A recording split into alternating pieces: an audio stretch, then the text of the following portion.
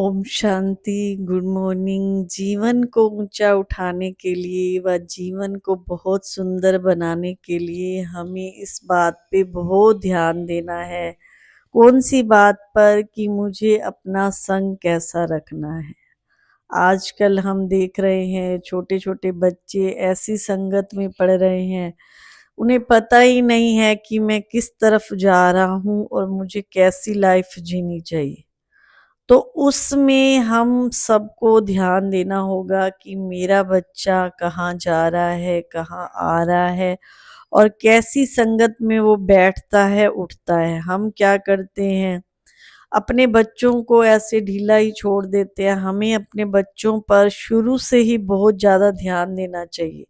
आजकल क्या हो गया है, खाने-पीने पे तो हम बच्चों के बहुत ध्यान दे रहे हैं कि बच्चे को अच्छी डाइट दें, अच्छा खाना खिलाएँ।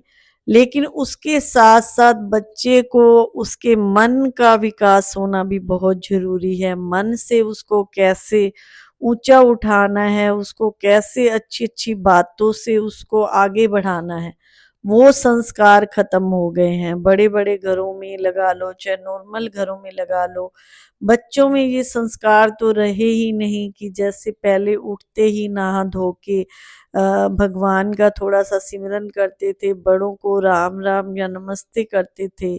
आजकल बच्चे उस हिसाब से बहुत पीछे चले गए। मुझे याद है जब हम छोटे थे, मैं अपनी बात बता रही हूँ कि हमारे घर में सब पूजा पाठ बहुत करते थे। मंदिर में सुबह शाम जैसे आरती पूजा सब करना, पूरी फैमिली, बहुत बड़ी फैमिली थी हमारी।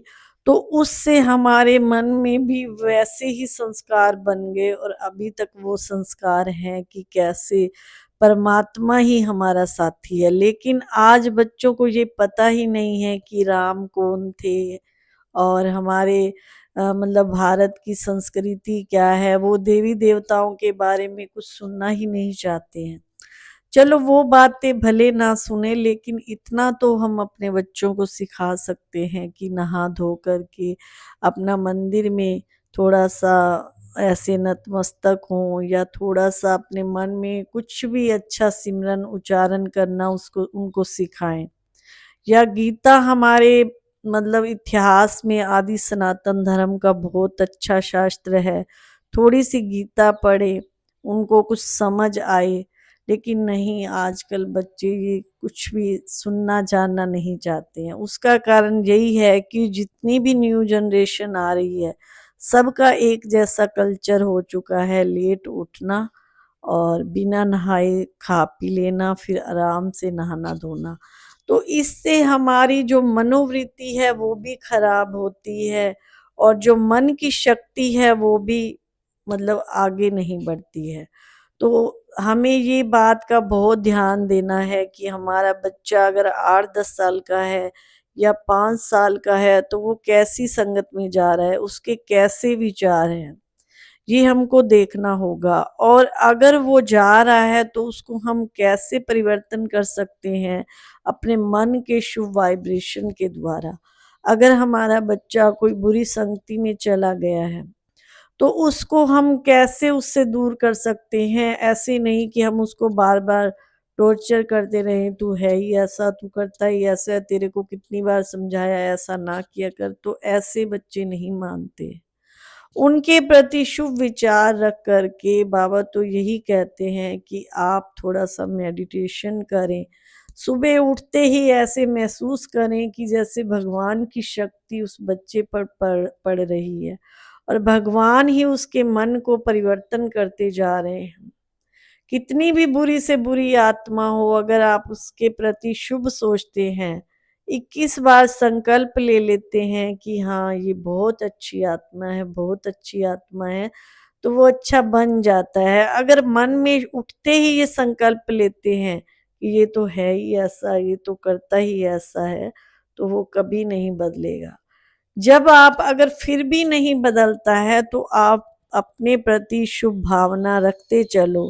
कहते हैं ना, जैसे कीचड़ में भी पानी डलते-डलते वो धीरे-धीरे मिट्टी नीचे बैठना शुरू हो जाती है और साफ पानी ऊपर आ जाता है। तो ऐसे अगर हम कैसा भी कोई है उसको हम अपने अच्छी विचारधारा से, अच्छे संकल्पों से उसको हम परिवर्तन कर सकते हैं।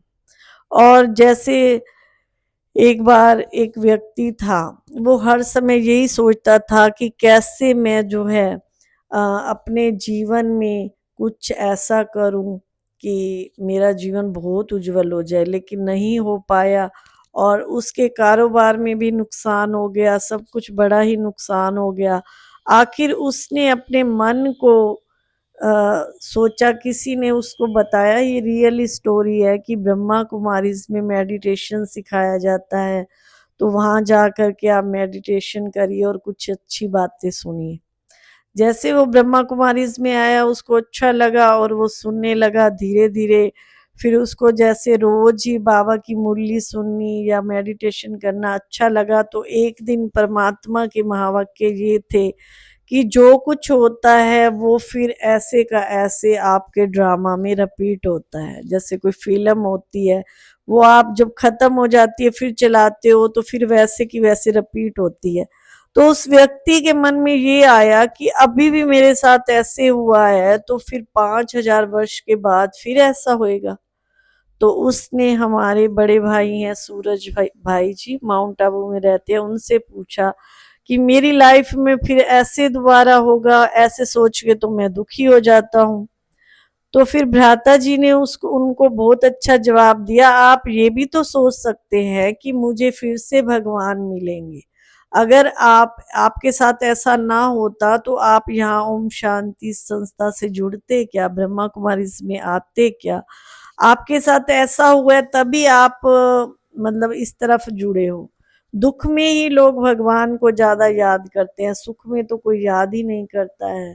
तो जब आप ऐसा पॉजिटिव चिंतन करोगे तो वो आपका जो पास्ट है वो भूल जाएगा। जो होना लिखा है वो तो देखो, श्री रामचंद्र जी भी को भी वनवास हो गया, राज तिलक मिलते मिलते उनको भी वनवास हो गया। तो हम अच्छा जितना सोचेंगे उतना हमारा भाग्य भी उज्जवल होता जाएगा। नेगेटिव सोचने से भाग्य भी गिरावट की तरफ आता है। अच्छा चिंतन सबको देते चलो, अपने बच्चों को, बड़ों को, जिसको भी आप अपने मन के वाइब्रेशन से शुभ भावना और शुभकामना दोगे तो वो आत्मा आज नहीं तो कल बदल ही जाएगी। ओम शांति।